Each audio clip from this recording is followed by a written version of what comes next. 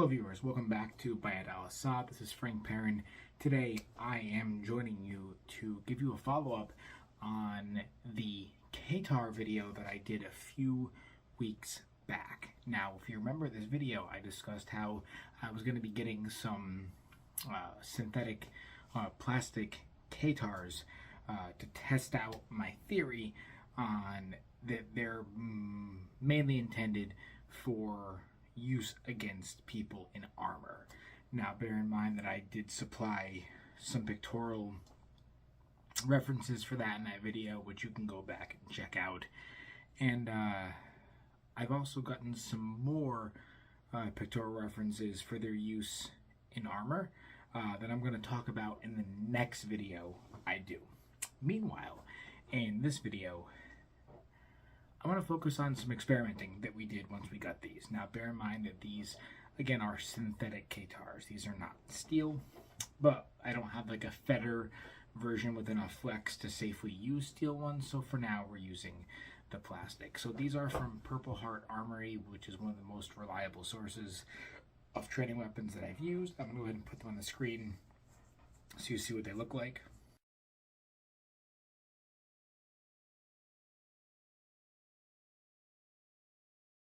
All right, and these are pretty close. Dimensionally, they're a little off in some places, obviously, because you have to make them a little bit thicker. If you were to make the plastic as thin as the metal rails are on the Katar, they just might not hold up. So for the first round of experimenting, we actually didn't use armor for a few reasons. First off, I kind of wanted a base for this trial, right? Because even though my theory is that they're, really good for use as anti-armor weapons, there's nothing wrong with like just getting in gambesons and just seeing how they flow and how they feel and where you can target. Again, not saying they weren't not used in armor against other people, but I think their primary use was armor. So the experiment that we did 2 days ago was done basically without armor, as to get like a standard to see how they flowed and how they felt. And the second reason was that the people that I worked with have primarily European armor. We didn't have anyone else in our camp at the moment that had armor that would have been equivalent to what was used in Mughal, India. The closest person being me to that. So we opted just to save that until we got some other people that I know that can get some more appropriate armor for the time period that these Katars were used. So the first experiment that we did was just single Katar, just one. No doll or Separ on the other hand, just single Katar to see how that felt. And what I got out of that was that it was rough. Right, it was really rough. My partner and I both got some solid strikes on each other, but we both had to experiment with footwork and stance, what we were doing with our offhand. There was a lot in that made fighting with just a single Katar pretty rough. But overall, it wasn't a complete failure. We got some very lethal hits on each other, and I think a single Katar, if it's all you have on you, if you're just, coming out of a tavern or you're getting attacked in the street or something, right, I think it's a decent weapon that you can pull and defend yourself with. But when the other person has one, it's kind of rough. So I'm going to go ahead and I'm going to put that first fight and some highlights from it up on the screen right now for you to see.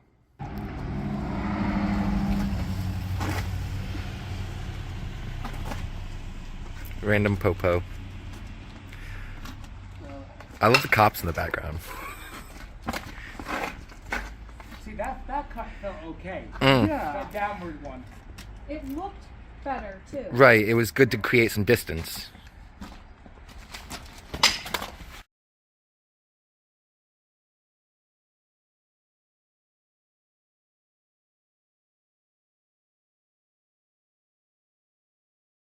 But you don't want to walk into it. Right. I feel like it's better to throw cuts to bait a person and to try to get them in. Try and force them to make a mistake. Yeah, you're playing almost like a reverse distance game. Oh. Yeah. Yep. Yeah.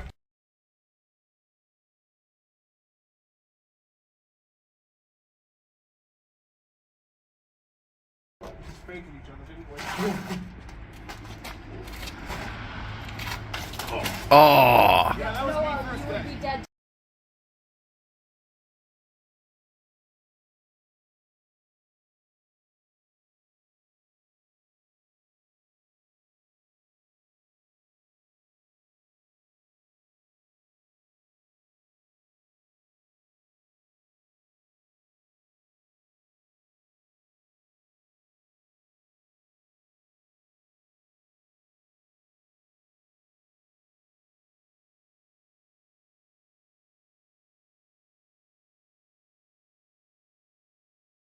Doable.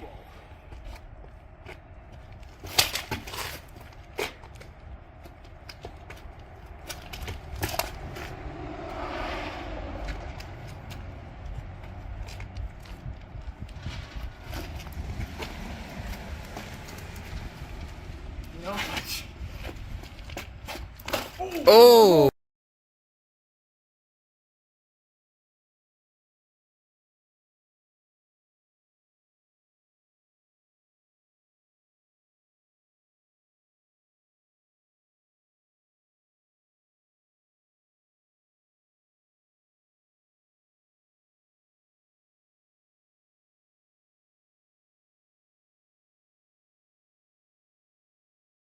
And stuff to see how this works.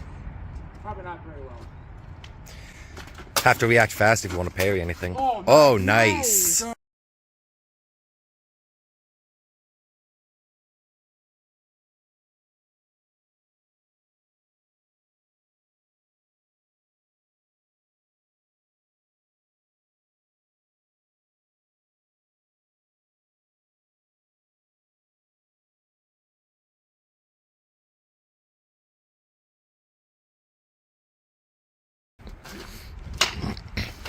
Oh. Noah, you would be dead. Yeah.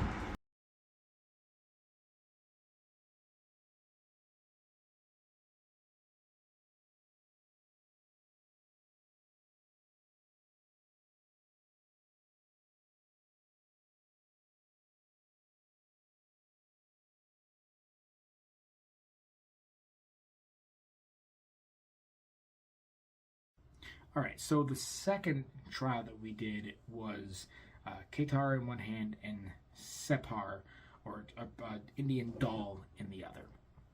This one I felt a lot better with, like a lot better. It was really nice to have the protection in front of you, and how that made me feel very, very safe to close distance against someone else who had a Katar. My other, my opponent Liz had a Katar and a doll and a doll as well. So that made us both of them feel very safe to be able to close distance, pin our opponent's shields, and made us feel very, very safe as opposed to just a single-handed Katar where there wasn't anything to hide behind before you made a lethal thrust or cut.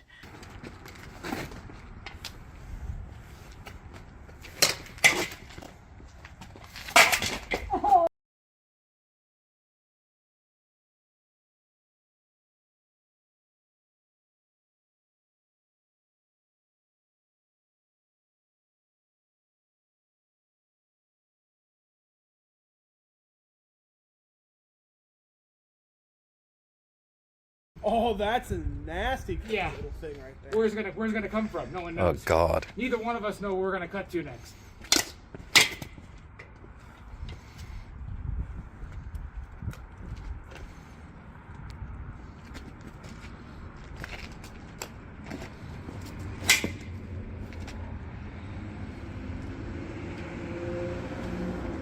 Those people watching us.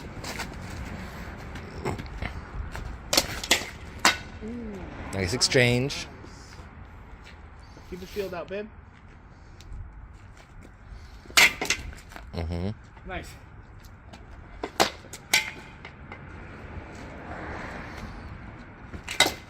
Oh, good. Nice stab.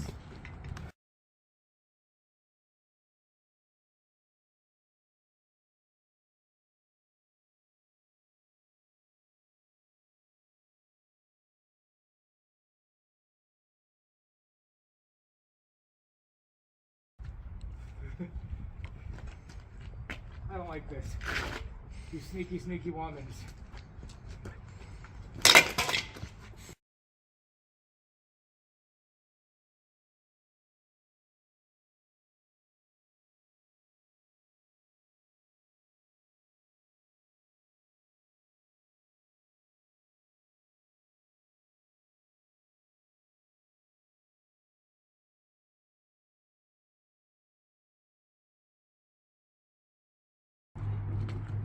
Try going on the aggression this time, Liz.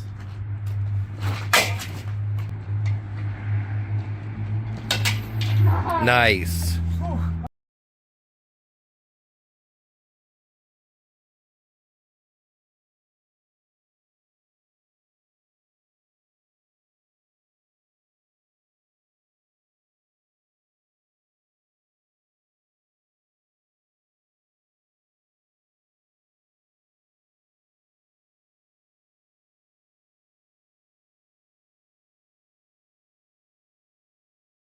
All right, and finally, two of our other fighters went ahead and did something else that was kind of fun. As we all know, the backs of separs or dolls allow you to hold an offhand weapon in the back. If this is the case, we actually use the strapping to let us hold a Katar in the shield hand, and they used a curved sword. Technically they were shamshirs, but we used it as an analogy for a towar, and that had some interesting results.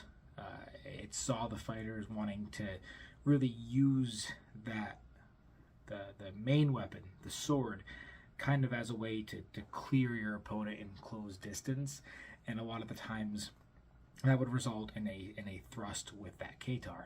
But also what was really nice was the Katars ended up serving like as an extension of your shield. So I can really see how that's going to work well in an armored context. So this was an interesting one. It didn't look pretty. It didn't look as smooth as the others. But it was still interesting to see how you can combine these weapons together. So I'm going to go ahead and put that on the screen now and let that play through. 5 or 7 blows, whatever you want to do.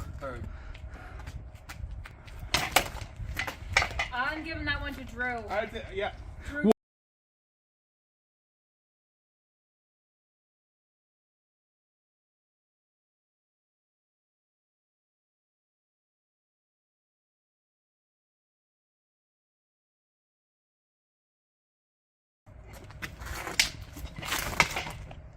You got Yep. me. I got you on now. Yeah. No, That- it's the, what was that, armpit?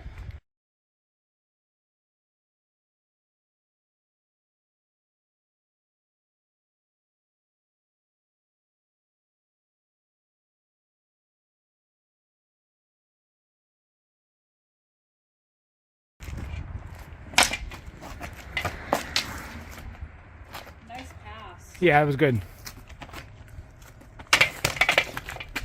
Oh, yep, that So- was, Here's the situation.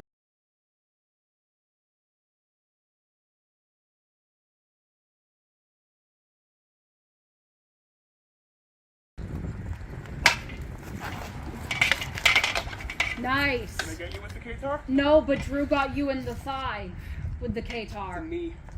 What I'm also noticing that's not a bad thing here is I am noticing that those Katars are now serving extensions of your shield. Yeah. You're parrying further outside, but now it's acceptable to parry with these Katars because they're attached to something that just extends your guard already. There's that push.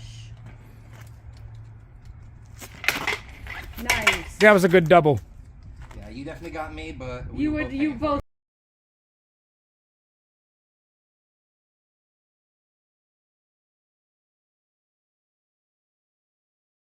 All right, so all in all, it was a very, very successful day. And I think that what we did today is, the other day, is we're actually really going to play a good set piece for when we get in armor. You know, the places that we were striking to each other as well were already areas that would have kind of had gaps in armor, right? One strike that was received on me was to the armpit.